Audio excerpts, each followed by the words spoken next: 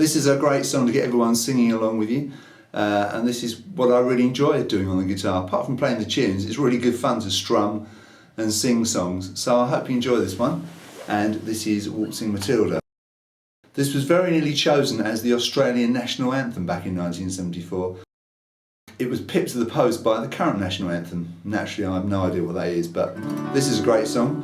And a waltz, by the way, is a dance that has 3 beats of the bar. This, you'll probably notice, is in 4 time. But there we go. Here we go. Enjoy this. This is Waltzing Matilda.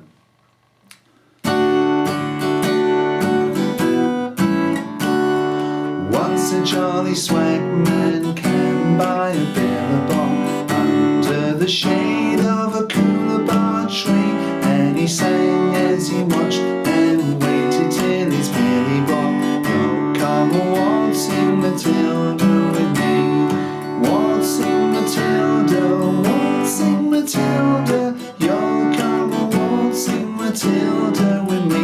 And he sang as he watched and waited till his belly rocked. Yo, come waltzing Matilda with me.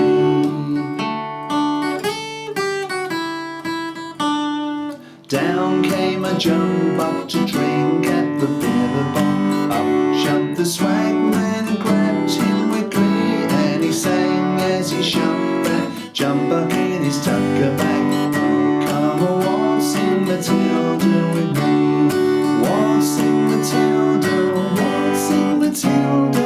Yo, come a waltzing Matilda with me. And he sang as he shoved that jump buck in his tucker bag. Yo, come a waltzing Matilda with me.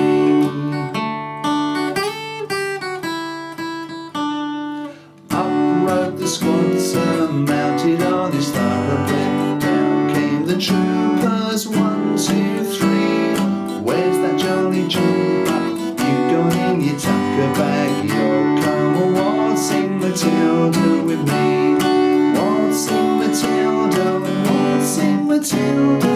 Yo, come a waltzing Matilda with me. Where's that jolly jump up that you got in your tucker bag? Yo, come a waltzing Matilda with me.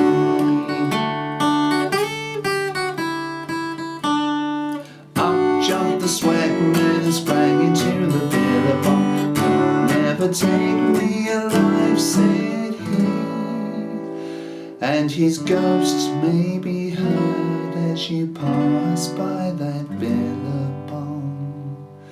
Yo, come a waltzing Matilda with me, waltzing Matilda, waltzing Matilda. Yo, come a waltzing Matilda with me. And his ghost may be heard as you pass by that billabong. Yo, come a waltzing Matilda with me, yo, come a waltzing Matilda with me.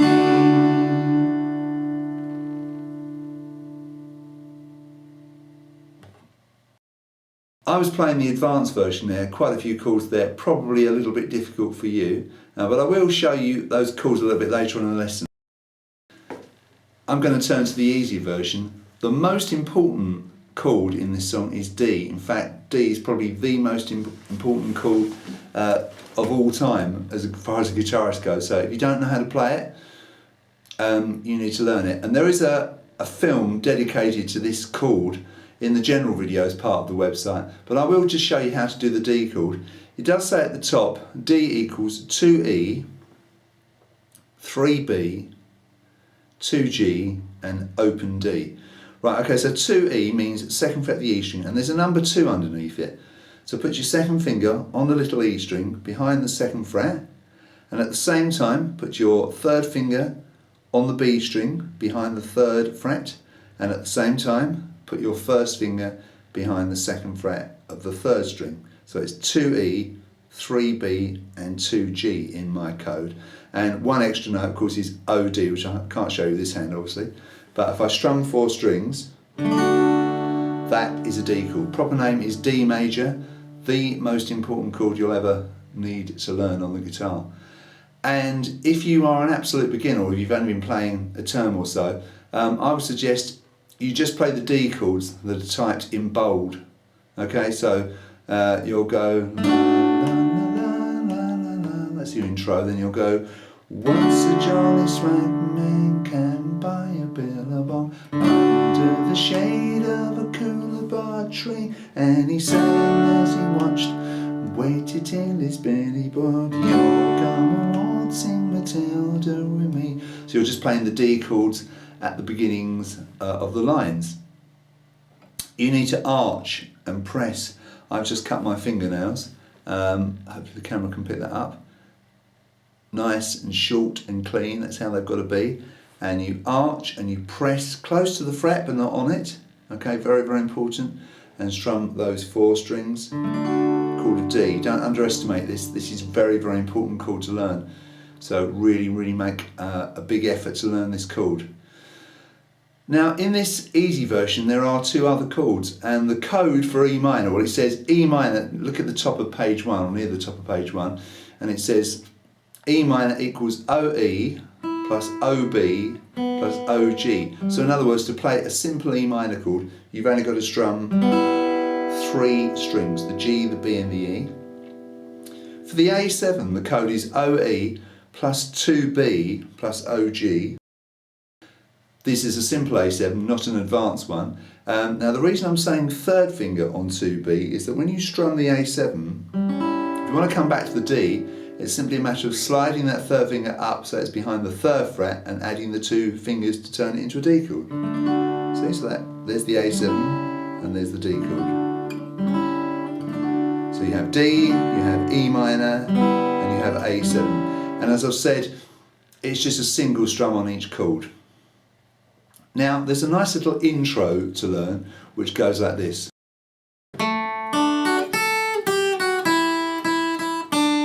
And you can play that intro at the beginning obviously and in between all the verses.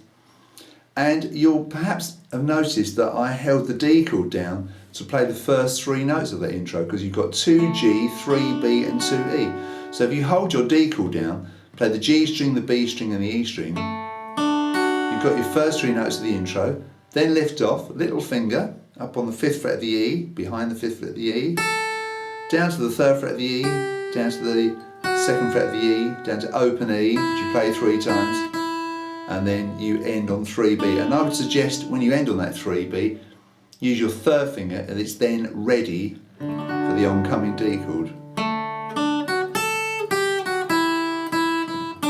So, rather nice there, isn't it? If you want to do it in chords, you've got D and D, E minor, A7, D. Fairly quick change there. 1, 2, 3, 4, 1, 2, 3, 4. And so then you're into the song, single strums on all the chords, the intro in between the chorus and the verse each time, and on the last verse, the sad verse, when he comes back as a ghost, slow down and stop on those bits. You'll see it says at the beginning of chorus 4 on page 2, near the bottom, it says a tempo. That means go back to the normal speed, because you've slowed down for the ghosts may be heard as you pass by that billabong. Okay, so you've got that to look out for. There is a slight problem on this sheet that I've just noticed. There is a G chord in the song that I haven't written down at the top of page 1. So how do you do a G chord? Simply 3rd finger on the little E string behind the 3rd fret and you strum 3 strings. So when you get to the end of verse 4 and you've done that slowing down bit, ghosts may be heard as you pass by that billabong. You'll come a waltzing Matilda with me. As I say, chorus 4, a tempo, go back to the proper speed, waltzing Matilda. You know, you're then up to the proper speed. So that's the easy version. What you must do is learn the D chord and play all the Ds that are typed in bold. They tend to be at the beginnings of the lines. There's one on the very end of the song to play as well. And once you feel like you can do that pretty well, learn the E minor and the A7 and the G chord, okay, and see if you can play those chords as well.